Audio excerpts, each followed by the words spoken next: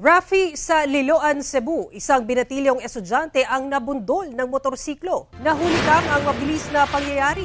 Papunta ang 17 anyos na lalaki sa pedestrian lane nang bigla siyang mahagip ng paparating na motorsiklo.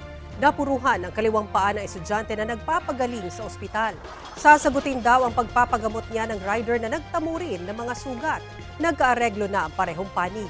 Sa Manolo Fortich, Bukidnon naman, sugatan din ang isang lalaki matapos mabangga ng 10-wheeler. Batay sa investigasyon, nagpapahinga noon sa malilim na bahagi ng kalsada ang biktima na isang backhoe operator sa isang road construction project sa lugar.